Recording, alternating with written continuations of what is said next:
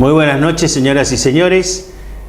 Un nuevo programa de Haciendo Historias. Muchas gracias por acompañarnos, muchas gracias a los mensajes que nos llegan por el mail, que nos llegan a través del teléfono con los WhatsApp y SMS, mensajes de texto. Agradecemos mucho a la gente que concursa y nos manda sugerencias, nos manda saludos, felicitaciones. Bueno, lo que tratamos es de que la historia, de una manera más didáctica, más como entre nosotros, llegue a su casa con estos dos amigos que son, la verdad, académicos, historiadores, profesores, maestros, y permite que podamos conocer la historia desde otro punto de vista. Los voy a presentar. Primero, como siempre, está a mi izquierda el doctor Enrique Eduardo Quito Galeana. ¿Cómo estás, Quito? Pero muy bien, Rafael. Buenas noches. Y a mi derecha, el doctor Dardo Ramírez Brachi. Dardo, buenas noches. Hola, Rafael, buenas noches. Un gusto. Bueno, hoy vamos a hablar de un tema importante. Venimos hablando en los programas anteriores de distintas personalidades que a lo largo de la historia, protagonistas de la historia, han forjado lo que hoy es la República Argentina. Hoy vamos a hablar de Julio Argentino Roca. Julio Argentino Roca, una figura también determinante en la historia. Muchas veces, y esto lo voy a decir en tono de broma, digamos, conocemos la cara de los próceres porque están en los billetes. Porque Roca estaba en el billete, porque por ahí hay como próceres más conocidos y otros no tanto.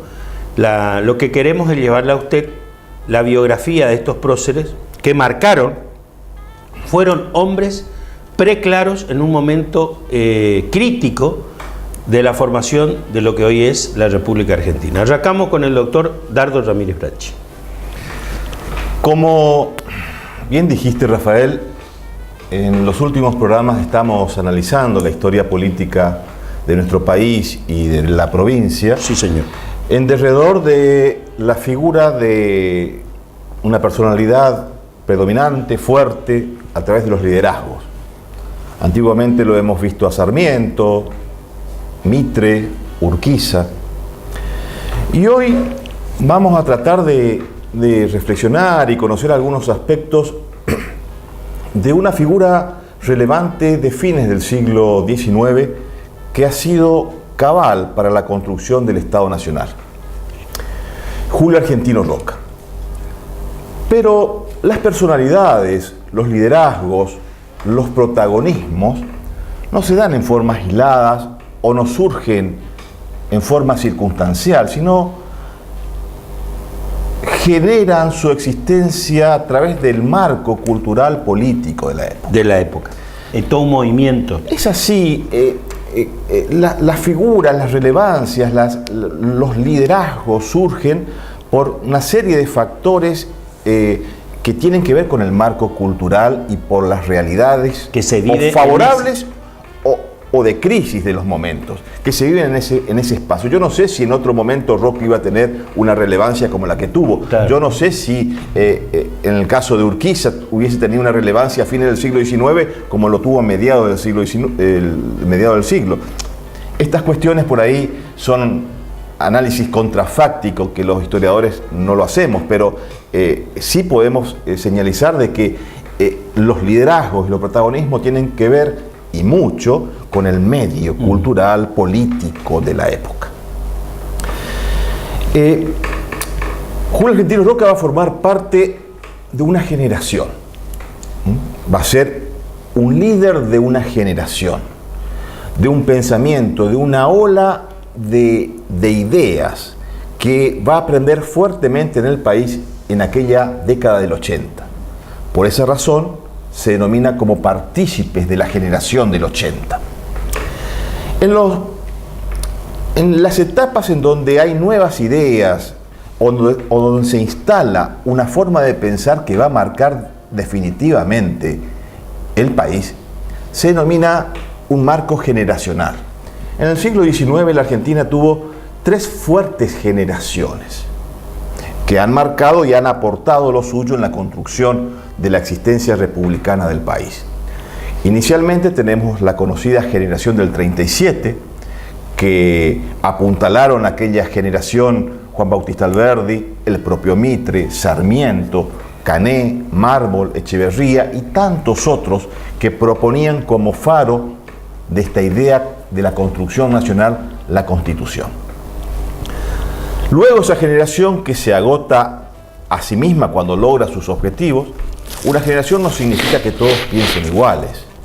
La generación significa que es un grupo de personas que tiene por objetivo alcanzar algunas metas. Y para alcanzar metas comunes, de forma distinta tal vez, con caminos diferentes. Ahí está. Tenemos la generación del 37, que el camino para alcanzar la organización nacional visto por Sarmiento era distinto al de Alberdi, el de Alberdi era distinto al de Mitre, sí. Y estamos viendo que esas diversidad de caminos llevan siempre al mismo objetivo. Sí. Hemos visto que la vida política de aquella generación, tanto de Mitre, de Sarmiento y Alberdi, después de cierto tiempo va a haber pocos puntos de coincidencias. Las enemistades doctrinarias, políticas y literarias entre el propio Sarmiento y Alberdi van a estar a la orden del día en la década del 50 y del 60. De la misma manera, va a existir otra generación, también en la década de 1860, menos conocida que esta del 37, que es la generación del 60. Esta generación del 60 ha sido una generación de intelectuales, Olegario B. Andrade, Rafael Hernández, José Hernández, que han tenido la característica de implantar una idea del interior en contra de la hegemonía del Estado Nacional incipiente que se construía a través del pensamiento de Bartolomé Mitre. En esa década del 60, después de Pavón, se va a fortalecer esta generación que va a pensar, va a escribir, va a manifestar. Va a ser esa generación, la generación del Martín Fierro, aquella generación que le va a dar una resistencia a las provincias y al interior en contra de ese nuevo Estado Nacional que se formaba por la influencia de Buenos Aires. Y por último, tenemos esta generación del 80, cuyo lema principal va a ser orden y progreso, el positivismo, en donde va a transformar el país. Va a ser la última etapa en donde las estructuras más profundas del país tendrán los cambios necesarios. Una generación muy rica en el pensamiento, en la gestión, en la administración del Estado. Uno de los principios, de los eslogans de esta generación, de estos gobiernos, va a ser la administración, administrar para el crecimiento del Estado. Y sin duda alguna, esta generación que se va a forjar a través de una tragedia. Y esa tragedia la hemos analizado en otros programas, se denomina la guerra contra el Paraguay. La guerra contra el Paraguay, que va a terminar en 1870, y al poco tiempo los partícipes de la guerra del Paraguay, la mayoría de ellos involucrados en este conflicto, van a entrar a la acción política y van a exponerse y poner lo mejor de sí para la construcción del Estado. Ejemplo, el propio Roca. Roca estuvo en plena guerra del Paraguay, estuvo en Curupaití. Carlos Pellegrini fue combatiente y guerrero del Paraguay. Toda esta generación, el propio Bartolomé Mitre, que transversalmente va a cruzar todas estas generaciones, y también, si bien no va a ser parte de la generación del 80, pero va a tener una gran disputa con el roquismo, que sí va a ser el faro de la generación del 80. Aún más, el propio Mitre va a ser el referente adversario por antonomasia del roquismo, con su partido nacionalista, con su partido liberal, que a través de las urnas o de la batalla, de los campos de batalla, como en La Verde y en otros momentos, se va a enfrentar al roquismo. Pero Roca va a ser la síntesis de esta generación, que va a tener algunos postulados que van a marcar en forma definitiva la concreción de este nuevo Estado conocido como República Argentina. Y uno de los aspectos va a ser el fomento y la práctica de la inmigración. Si bien la inmigración comenzó a fomentarse incipientemente durante el gobierno del propio Sarmiento, no solamente en la práctica, sino también en la intelectualidad, porque Sarmiento quien fomentaría esta necesidad de poblar la Argentina. El propio Nicolás Avellaneda, quien sí materialmente comenzará con una fuerte política en la década de 1870 para que los europeos llegasen a la Argentina, se forjan y se constituyen las primeras colonias exitosas con Avellaneda, pero la gran oleada inmigratoria va a venir con Julio Argentino Roca, con el apoyo del Estado, con el fomento del Estado, y ahí vendrán nuestros bisabuelos, nuestros antepasados, tanto de Italia como de España por sobre todo, pero también vendrán galeses de la Europa oriental, judíos, polacos y las colectividades más diversas que se asentarán en nuestro país, porque el Estado fomentaba esta política de inmigración. Y eso, por ejemplo, Dardo, ¿cómo se comunicaba en un mundo que las comunicaciones no eran como son ahora? ¿Cómo, por ejemplo, el Estado argentino comunicaba al mundo que estaba abierto a recibir? Tenía agencias de inmigración en Europa. El Estado argentino... ¿Ya existían embajadas o no todavía? Sí, existían embajadas. ¿Qué pasa? El Estado se construye con políticas de Estado. Y en aquel momento, desde Sarmiento, Avellaneda, Roca, Juárez Herman, Pellegrini, y de ahí en más toda la generación del 80, hasta entrado el siglo XX, la República Argentina tenía una política de Estado sobre inmigración. Pasaban los gobiernos, pero la política inmigratoria era la misma, porque era una política de Estado. No porque lo hizo Avellaneda, ya Roca lo dejó de hacer, o cambia los paradigmas para llevar adelante. Que vino después la moda a hacer eso. Que después vino la inoperancia y la falta de gestión para cambiar todo lo que se ha hecho bien de un gobierno, porque realmente ideológicamente no lo coincide. Claro. Pero en aquel momento la política de Estado sobre la inmigración era cabal, se sostenía aún más. Tenemos las cifras y las estadísticas de los millones de inmigrantes italianos, españoles, franceses, que son las colectividades que más numéricamente y cuantitativamente han llegado a la Argentina, que han llegado y también en un porcentaje alto han regresado, porque no todos los inmigrantes que han venido a nuestro país se han quedado, se han afincado o se han adaptado. Pero es en esos porcentajes en donde tanto italianos como españoles en millones se han afianzado y afincado en nuestras ciudades. Bueno, pero eso no ha sido casualidad. Eso es porque había una política de Estado y una firme convicción de que se debía poblar la Argentina. Poblar con gente de trabajo, y había que trabajar la tierra. Por eso era necesario traer desde artesanos hasta agricultores. Había una política inmigratoria que en otros programas ya hemos tratado y analizado sobre el fomento de esta inmigración, donde se facilitaba herramientas, semillas, tierras en las colonias, algunas exitosas, otras no. Pero fue una política de Estado. Y esta política inmigratoria que va a iniciarse ya con el pensamiento, primogénito de Alberdi, cuando Alberdi hablaba ya de la necesidad de poblar el país. Gobernar es poblar. La necesidad, analicemos cuánto Alberdi lo plantea esto antes de las bases, que lo escribió en 1851-52, y recién 30 años después se pudo materializar con aquel eslogan de gobernar es poblar. Recién con la primera oleada fuerte inmigratoria del 80 se estaba gobernando a través del fomento de la inmigración.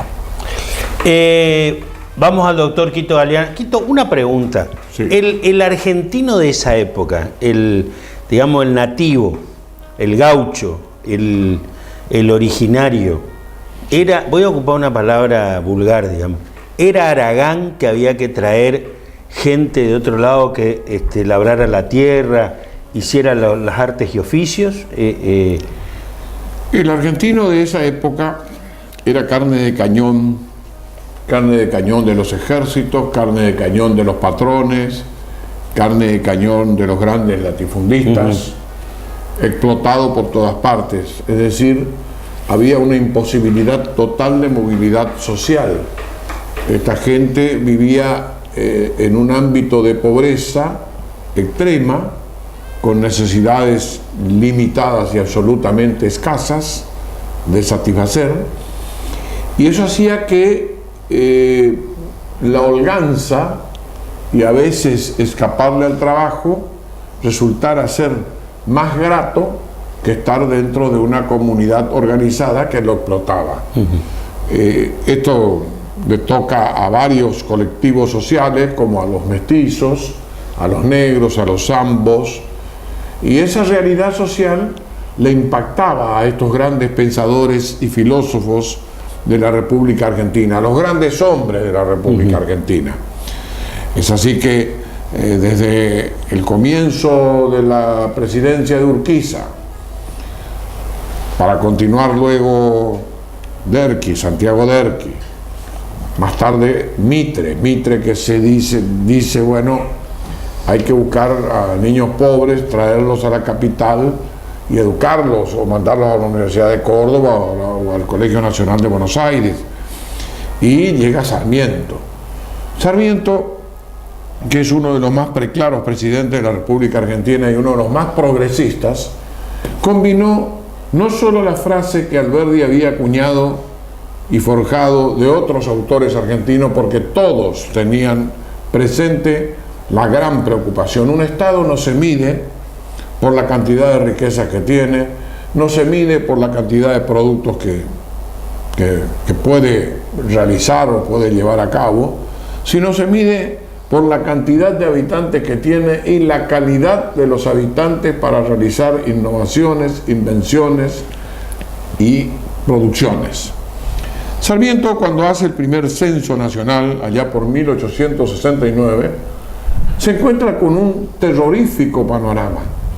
No solo en ese inmenso territorio que heredamos, territorio idealizado, territorio imaginado, como la comunidad imaginada de Benedict Anderson. Ese territorio no estaba delimitado, eran fronteras totalmente maleables, totalmente flexibles, con Chile, con Paraguay, con Uruguay, con Brasil. Vivíamos con Bolivia, vivíamos dentro de un territorio no marcado. Marcar quiere decir acá establecer ya un límite. Sí, acá empieza el mío, acá empieza el tuyo. No es una diferencia, sino simplemente es el puente de unión entre dos estados. Para ejercer esa soberanía política y para llevarla a cabo, Sarmiento dice, tenemos menos de 1 millón de habitantes. En ese 1869. 1869, tenemos menos de 1 millón de habitantes. Y lo que es peor, el 80 y pico, 90% analfabeto. ¿Qué hacemos con esto? ¿Qué hacemos con un tipo que no sabe leer si para echar un árbol es necesario leer un libro? Para cultivar la tierra es necesario saber en qué tiempo se debe arar, en qué tiempo se debe sembrar, en qué tiempo se debe cosechar, cómo se debe cosechar, cómo mantener la tierra en barbecho, etcétera, etcétera, cómo criar el ganado, cómo traer calidad de ganado. Bueno, Sarmiento piensa en todo eso, piensa en cómo construir o fabricar cosas en el país. Y construir y fabricar cosas en el país necesitaba maestros artesanos como en el medioevo, que vengan profesores técnicos y científicos a enseñarle al país. Y ahí viene la gran apertura, esa gran apertura de la escuela, ese ariete, ese estilete que, como dice Miguel de Unamuno, admirador absoluto de Sarmiento, dice que no lo usaba como una espada, sino lo usaba con la pluma.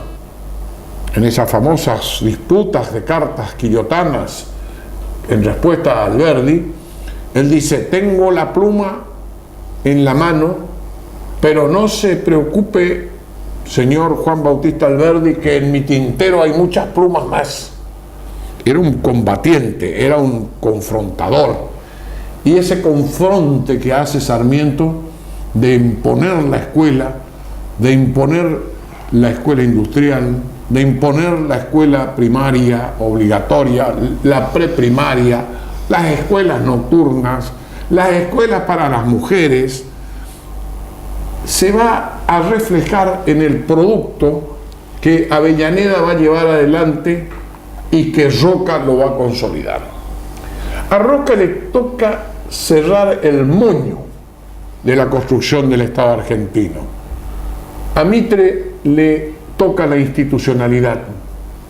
A Sarmiento la construcción de la educación a través de ese imaginario y de esa proyección filosófica, política, que solo y únicamente un país educado puede progresar.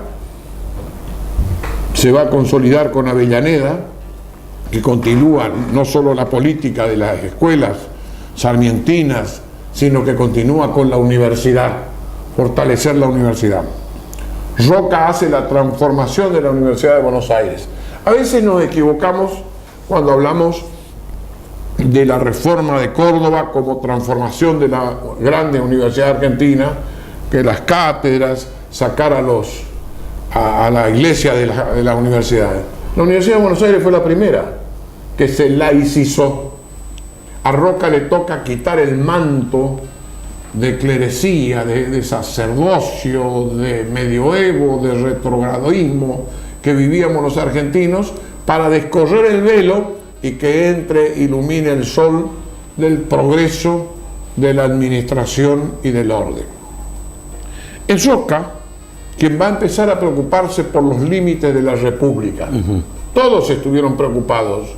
Pero nadie se ocupó. Nadie se ocupó. Sarmiento, como un gran sembrador de educación, crean los colegios militares, la escuela naval, el observatorio de Córdoba, arma al ejército de línea y dice, hay que crear un ejército profesional. Para Sarmiento. Para eso compra los famosos fusiles Krupp, los famosos cañones Krupp, arma al ejército. Sarmiento va a ser el que siembra la semilla de un ejército profesional. ¿Y quién es Roca? Y Roca es un chico de pueblo, del interior de las provincias argentinas, tucumano, si mal no recuerdo, corríjame, tucumano, pobre, que tiene la suerte que la provincia de Entre Ríos, capital de la Confederación Argentina, por medio del glorioso Colegio de Concepción del Uruguay, Nacional de Concepción del Uruguay, declarado así por Urquiza, lo beque para que él estudie en el Colegio de Concepción del Uruguay junto a otros grandes, Onésimo Leguizamón, Olegario Víctor Andrade, todos los grandes poetas, José Hernández, para decir, toda esa pléyada de pensadores, literatos, filósofos y escritores salen del Colegio de Concepción del Uruguay. ¿Y quién es maestro y profesor de la milicia del ejército de Julio Argentino Roca? Ricardo López Jordán es profesor de Julio Argentino Roca. Ahí en ese colegio. En ese colegio. Y Julio Argentino Roca se ocupa del país y ve con una perspectiva. Ve lo que vieron Avellaneda, Sarmiento y Mitre. Ve un gran desierto. Ve poblaciones enteras que no tienen un ápice de educación. Ve una cantidad de hombres que no tenían un céntimo de cultura, no sabían leer ni escribir y que su única firma era un redondo o una cruz. Había que transformar el país. Para eso había que enfrentar una realidad. Los pueblos originarios. El gran debate es Roca. Los pueblos originarios fueron utilizados desde el comienzo de la patria, 1810, 25 de mayo, fueron utilizados también como carne de cañón. Lo utilizaban el ejército A, el ejército B, lo utilizaban los federales, lo utilizaban los unitarios, lo utilizaban los intermedios. En todas las batallas de las guerras civiles argentinas estaban los indios. En todas las batallas. En la guerra del Paraguay, ¿quiénes estaban? Los indios. de un lado y de otro. Y Roca ve no solo la realidad argentina, sino las apetencias extranjeras. La apetencia de Brasil de ocupar la Patagonia, la apetencia de Inglaterra de ocupar la Patagonia, la apetencia de Chile de ocupar la Patagonia, que ya le preocupaba a Sarmiento, aunque Sarmiento, dentro de esa vorágine de opiniones y de cambiantes situaciones, anhelaba en una época que la Patagonia pudiera ser chilena. Pero luego, cuando cruza la Argentina, no, me equivoqué, la Patagonia es argentina. Y se dan una serie de factores coincidentes.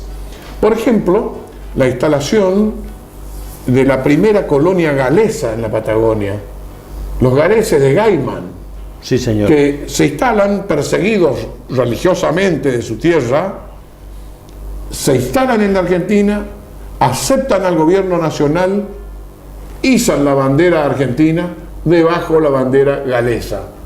Mantuvieron su lengua, mantuvieron sus costumbres. Hicieron una escuela también. Hicieron escuelas, hicieron industrias. Hasta hoy, visitar Gaiman es visitar un pueblo inglés. Claro. Quien conoce Inglaterra ve un pueblo inglés, pero un pueblo inglés que vive eternamente agradecido a su país receptor. Por supuesto.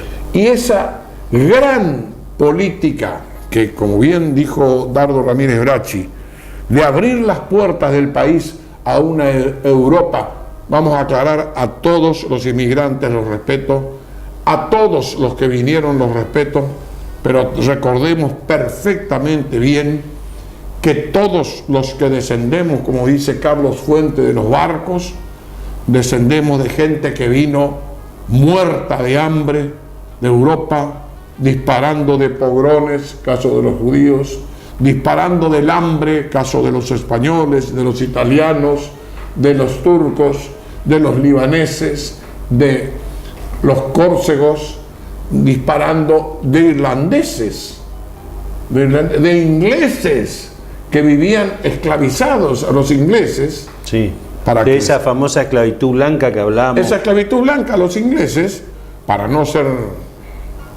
muy extensos en este tema, a los ingleses cuando era pobre le ponían una P de pobre, o sea que ese era pobre. Fíjense, pobre. En la Argentina no era así. Aparte existía aquí toda la posibilidad de que esa gente que muchas veces ya tenía el destino marcado en la Europa o en su país de origen, de ser pobre, como vos decís, pasaba a la Argentina y podía ser propietario, por ejemplo. Podía ser un propietario, tenía movilidad social, educarse, iba a la escuela gratuita, claro, tenía la posibilidad de tener su escuela, además tener su escuela de su país. De su país. Es decir, el Estado argentino le decía, no hay ningún inconveniente, puede tener su escuela italiana, puede tener su escuela española, su escuela judía, su escuela musulmana, su escuela X. Pero usted viene obligatoriamente y con la policía a la escuela de la República Argentina. Aprende a hablar el idioma nacional, aprende la bandera, el escudo, el himno. El escudo, el himno, se impone la República. No se los asimila, no se los institucionaliza borrando sus orígenes, se los educa para que respeten. Ese respeto dentro de la diversidad logra lo que se denomina los contrastes para la unidad.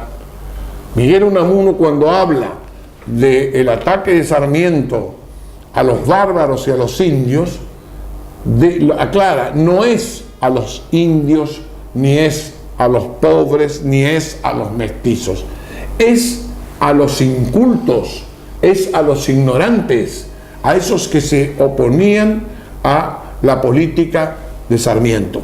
Roca va a traer el gran progreso. Vamos a dar un pequeño detalle. La ley de educación común.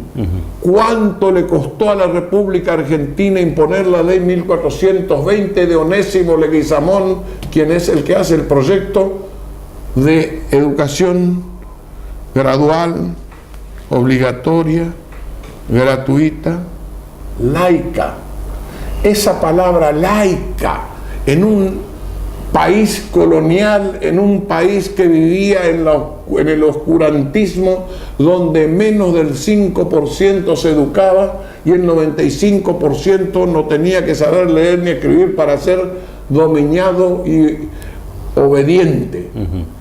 Eso transformó Roca y sus predecesores. Transformaron por medio del instrumento más grande que puede tener una república, que es la educación pública. La educación pública neutral. Y para hacer un parangón con la realidad, este año la Corte Suprema de Justicia de la Nación le condenó a la provincia de Salta con astrentes a Urtubey, gobernador de Salta. Le dijo: usted en las escuelas públicas puede enseñar religión fuera de los horarios de clase, que forme parte de la currícula. Enseña religión católica, musulmana, judía, china, japonesa, sintoísta, hinduista o lo que fuere. Pero usted a ningún padre le pregunta en qué cree. Usted a ningún niño lo discrimina. Usted no realice prácticas que contraríen la laicidad y neutralidad de la República Argentina. Y que quede claro para todos nuestros amigos televidentes: la Argentina es un país neta y absolutamente laico, con un compromiso histórico. Palabras de la Corte Suprema de Justicia de la Nación. El artículo 2 solo y únicamente le reconoce a un Estado extranjero soberano con una soberanía teológica, o le reconoce que va a mantener sus instituciones económicamente, no espiritualmente ni con caracteres de evangelización. Por eso le prohíbe a Salta el rezo matutino, el rezo durante las comidas, los símbolos religiosos en sus aulas, etcétera, etcétera. Ese fallo es digno de leerse y tiene que ser exigido en todas las escuelas. ¿Por qué? Porque fortalece la creencia de todas las religiones, porque todas se sienten respetadas, y todas las religiones y las no religiones, porque también habla de ello, deben ser tratadas con igualdad ante la ley, y en un país que siempre fue respetuoso de todas las variedades de pensamiento y creencias. Por eso la gente vino a la Argentina. Nos vamos al corte. Cuando volvemos, seguimos hablando de Julio Argentino Roca.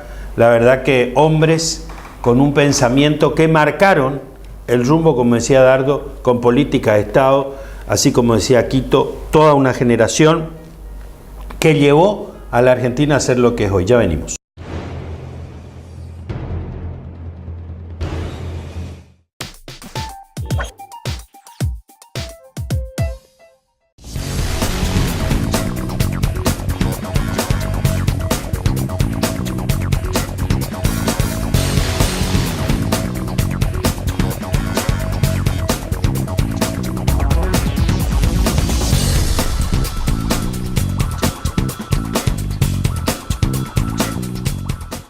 El Litoral, la información más calificada, sorteos, promociones y muchos más beneficios. Deportes, sociales, policiales, política, con más suplementos. Ellitoral.com.ar, la mejor cobertura online.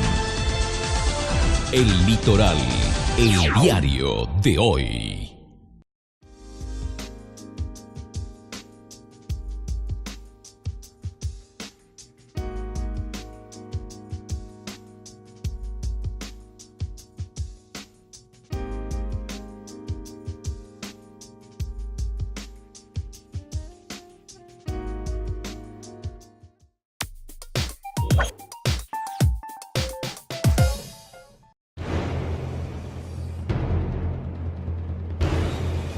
Continuamos con este tema apasionante, Julio Argentino Roca.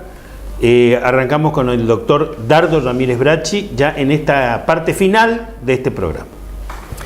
Decíamos que Roca es el referente central de la generación del 80. Sí, señor.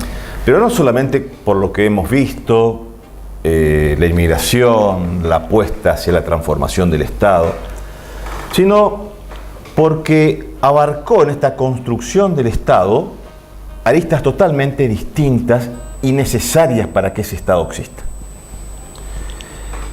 Sin duda alguna, uno de los aspectos que la Argentina, para que como Estado pueda existir y sobresalir como en el ámbito internacional, es la construcción territorial. Era la materia pendiente que la Argentina tenía. Institucionalmente se estaba armando, ideológicamente tenía ciertas consolidaciones, estructuralmente y legalmente la Argentina tenía una proyección. Lo que se enmarcaba en una sensibilidad indivisa eran sus fronteras. Como bien lo dijo el doctor Galeana, la Argentina de entonces tenía fronteras impermeables, fronteras no demarcadas, no determinadas. Y para cualquier Estado soberano, indefectiblemente, había que afianzar la soberanía, tomar posesión de los espacios y acordar con otros Estados soberanos el reconocimiento de la jurisdicción y la competencia. Acordar el límite. Desde luego. Y así lo hizo con Brasil, en el caso de Roca, lo hizo el apoteótico tratado de 1881 de las altas cumbres con Chile, que vino a solucionar un tema histórico. Fijó, por supuesto, el principio, el de las altas cumbres. Después quedaron las cuestiones no marcadas con precisión, que se fueron resolviendo en diversos laudos arbitrales. Pero la decisión final de fijar los límites cordilleranos por las altas cumbres ha sido de la sapiencia de Roca, de la decisión política de Roca y de sus ministros de Relaciones Exteriores, que fueron brillantes, y ya vamos a hablar de ellos.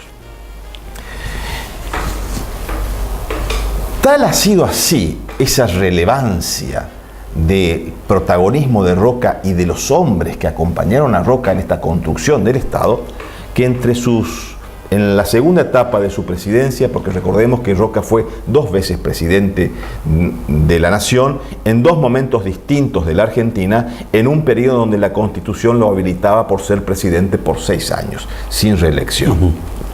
Uno de los momentos más significativos de esta política exterior y de afianzamientos territoriales de Julio Argentino Roca ha sido una propuesta, una idea, una innovación, una invención en el mejor sentido de las palabras, que va a llevar adelante el ministro de Relaciones Exteriores de Julio Argentino Roca, Luis María Drago.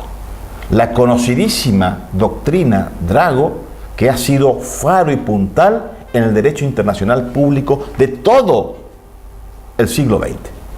¿De dónde surge? De la idea del roquismo, de la idea de Roca, de aquel Roca desprestigiado, donde hoy Roca se los saca de las calles, se los derrumba de los monumentos por una mezquindad ideológica. No reconocemos a ese Roca que puso a la Argentina en la construcción nacional. Desconocemos a ese Roca que a través de una doctrina de política internacional dijo que la deuda externa no se cobra a través de la compulsión de las potencias extranjeras. Fue Roca quien le dijo: señores, ustedes no pueden cobrar lo que han prestado usureramente a través de los buques que ponen, como fue en el caso de Venezuela. Y de ahí surge la doctrina Drago. Pero hoy la gente tiene poca memoria. Quiere pintar el busto de Roca lleno de sangre. ¿Por qué? Porque defendió la Argentina. Quieren voltearlo a Roca del pedestal y del bronce, porque hizo el Estado Nacional. Y simplemente por las mezquindades ideológicas. Roca construyó la Argentina, construyó con la idea de la Argentina. Roca, a través de su ministro, ¿qué ministro? Joaquín B. González, ministro del Interior, fue el ministro de Roca. ¿Y qué propuso Joaquín B. González y lo incorporó al Congreso? 1904 estamos hablando. El primer código de trabajo, señores, cuando nadie hablaba de leyes laborales, lo hizo Roca. Y hoy los que creen que defienden las leyes laborales son los que lo detestan a Roca, cuando Roca fue el artífice original de las leyes laborales en la Argentina, cuando no existía el radicalismo y no existía el peronismo y no existían los pseudos defensores de trabajadores de la actualidad. Los socialistas. Fue Roca, que no a través de leyes aisladas, sino de un sistema orgánico y sistemático, de un código. Joaquín B. González. Ese es el Roca que hizo los cimientos de la Argentina. Ese fue el Roca que realmente armó, que generó cuando nadie tenía los registros de quienes nacían, se casaban o morían. Roca establece obligatoriamente el registro civil para llevar adelante el registro de los ciudadanos. Fue Roca. El Roca hoy, ¿qué quieren cambiar? Hacen política cambiándole el nombre de las calles. Cambian y pintan los monumentos por haber sido Roca. Qué frágil memoria tenemos. Ese mismo Roca, que estamos hablando en estos 10 minutos de las cosas que pudo haber gestado para la República Argentina. Aquel Roca que, por supuesto, con defectos, con debilidades, con sombras, como todo el mundo lo tiene en su mundo terrenal y en su condición de humano, pero en su sacrificio, en su construcción, en su idea, como dijo el doctor Galeana, de estar más allá de sectores, cualquiera sea, sino construir el Estado laico, el Estado de la educación para todos, la Ley 1420. E invito, cuando hemos estudiado la Ley 1420, lo primero que hacemos cuando vemos la exposición de motivos y los debates parlamentarios. Los debates parlamentarios en la época de Roca eran brillantes. Nuestros diputados y senadores eran oradores donde explicaban y fundamentaban las leyes, donde encontraban los argumentos desde la Atena clásica, pasando por el romanismo y pasando por todas las doctrinas para descubrir y fundamentar la aprobación de una ley, donde los discursos eran apoteóticos de oradores formados. Y no quiero comparar con la actualidad. No. Cuando los discursos y las oratorias de nuestros representantes solamente, como los mensajes de texto, tienen 35 palabras. Bueno, la verdad que, como dice... Por eso Roca merece, desde el olvido y el desprestigio que ideológicamente le han hecho, un recuerdo. No, por supuesto, como dice el doctor Dardo, ni comparar con los legisladores que tenemos ahora, que a veces cuando se televisan todos estos debates parlamentarios durante tantas horas, se sacan muy poco en limpio, ¿no? Quito. Bueno, para cerrar todo esto, Roca introduce no solamente el registro civil, que era absolutamente necesario porque el monopolio del control poblacional era católico. Es decir, todos los inmigrantes que llegaron, todos los protestantes que llegaron, todos los evangelistas, los que no tenían, los judíos, etcétera, no formaban parte de la población argentina, no estaban registrados. Entonces crea el registro civil de las personas. Registro civil de las personas que se va a instalar en Corrientes bajo el gobierno de Juan Ramón Vidal. Crea el registro de la propiedad. Las propiedades tenían que estar aseguradas, inscritas en el Estado para que no les roben el título a alguien, lo quemen y hagan otro título falsificando y quitándole las tierras. Crea la ley del matrimonio civil obligatorio. La 2393 dice, señores, acá en la Argentina se casan ante el Estado argentino. Son hijos de argentinos, no hijos de una iglesia. Por ende, los registros son registros civiles argentinos. Ese es el Roca gigante, el Roca que construyó un país, el Roca que le dio derecho a nuestros bisabuelos, a nuestros abuelos, ese Roca que nos dio un país. Y ahora lo vituperamos. Ah, no, Roca le persiguió a esto. Yo hago una pregunta así a los televidentes. Roca fue el responsable de toda la ingratitud y la injusticia que viven los pueblos originarios hoy.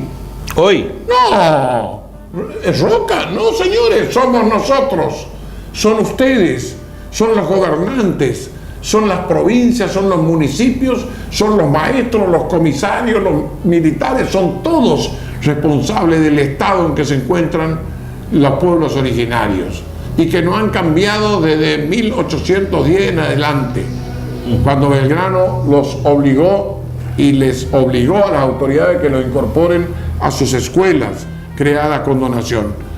Argentino Roca también tiene relación con Corrientes. Intervino en la batalla de Ñaembé contra Ricardo López Jordán, se enfrenta contra Ricardo López Jordán, su viejo profesor, y contra José Hernández, que era su boletinero. Estuvo bajo las órdenes de Santiago Baivienes, Roca. Y Santiago Baivienes se atribuye el triunfo cuando en realidad fue Roca el que triunfó en esa batalla con el ejército de línea. Pero los correntinos tenemos, como dice Sarmiento, un ego demasiado elevado que se parecen a mí, don yo, decía Sarmiento. Roca también nos hizo pagar a los correntinos el ego. Cuando nos negamos a votar por Julio Argentino Roca y la Liga de Gobernadores, Corrientes vota por Tejedor. ¿Qué hace Roca? Nos saca Misiones directamente.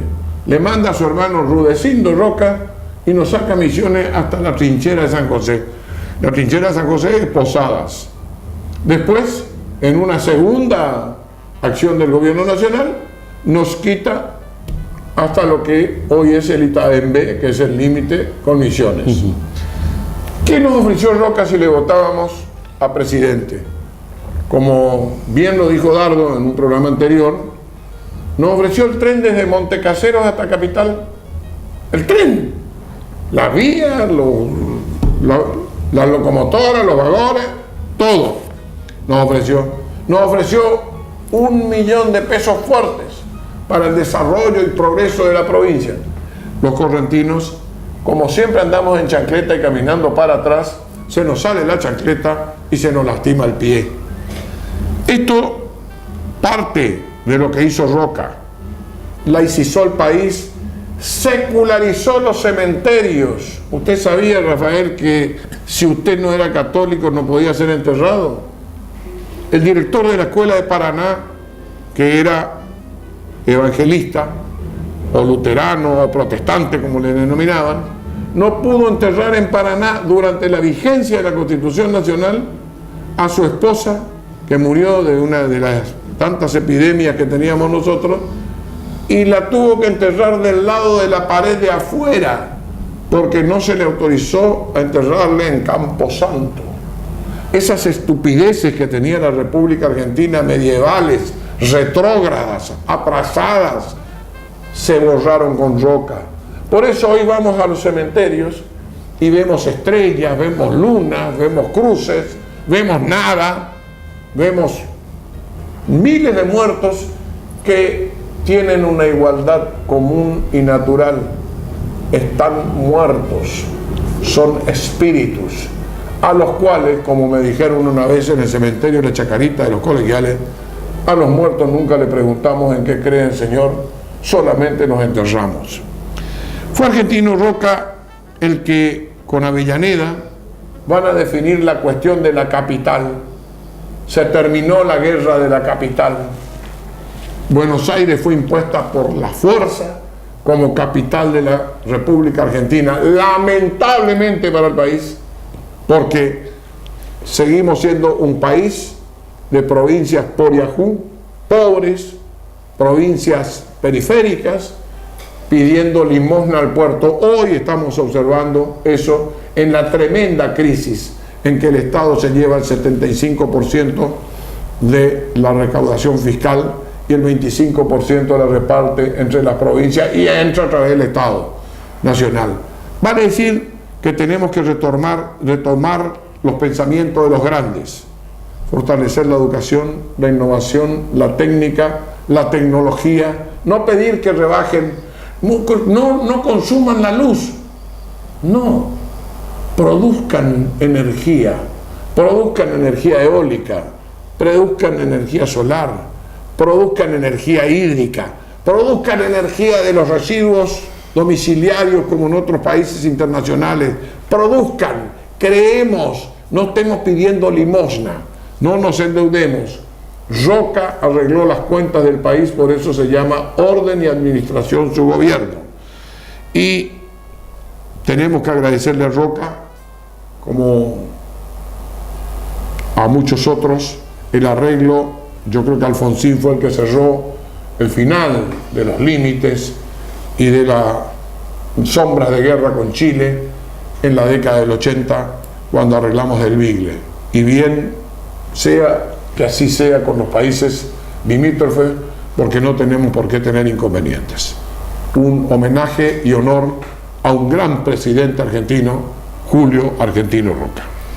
Bueno, indudablemente una figura descollante de esta generación del 80, formado, como dijo el doctor Dardo, por hombres que tenían el pensamiento de una Argentina que estaba encaminada. También decía Quito, eran hombres combativos, pero de la pluma, eran escritores, eran pensadores. Uno compara, dice que las comparaciones nunca son buenas, pero en esto uno tiene que comparar la actualidad que nos toca vivir con este tipo de hombres de esa talla, que en una Argentina que comenzaba, tenían el tiempo, la dedicación de no solo la obra, sino del pensamiento de llevar adelante un país grande, reconociendo sus límites, pero con una grandeza impresionante. La Argentina estuvo entre los primeros países del mundo en esa época, entre 1900 y 1940, fue una potencia mundial, fue la Argentina. No estamos hablando de hace 2000 años, estamos hablando ahora. Y lamentablemente nos encontramos con un panorama muy distinto. Séptimo país, 1910. Por eso digo. Entonces, no éramos solamente una potencia de trabajo, era una potencia de cómo se había formado el Estado. Lo que dijiste hoy, que se usaron los ejemplos de los ministros en la doctrina internacional. Entonces, la Argentina era señera en un montón de cosas. Fue realmente la revolución de 1810 transformó a la Argentina en un país que era faro de otros países. Sí, señor. Fijémonos dónde estamos hoy. Es para pensar. Dice un dicho popular que los pueblos tienen los gobiernos que se merecen. A mí me parece que lamentablemente, esta es una opinión personal, por ahí la puedo compartir con mis compañeros, hemos nivelado para abajo, nos ganó la mediocridad. Cuando tendríamos que tener el espíritu de Sarmiento, que no de traer estudiantes a estudiar 30 estudiantes a estudiar a la escuela, sino de llevar la escuela ahí cerca de la casa de los estudiantes y que toda la República se instruyera.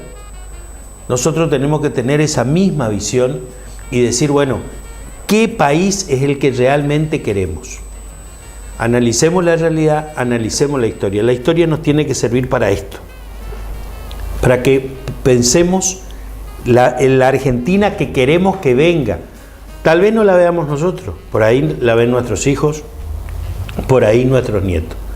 Gracias, Quito, como siempre. Gracias, Rafael. Gracias, doctor Dardo Ramírez Belchi. Buenas noches. Nosotros recordamos que estamos concursando por los libros gentileza de Moglia Ediciones al correo electrónico haciendohistorias@hotmail.com, y si no, a nuestro número de WhatsApp, que nos puede enviar un mensaje, sugerencias, que con mucho gusto nosotros vamos a leer y compartir con ustedes. Muchísimas gracias y nos vemos en 7 días en este mismo canal con otro nuevo tema.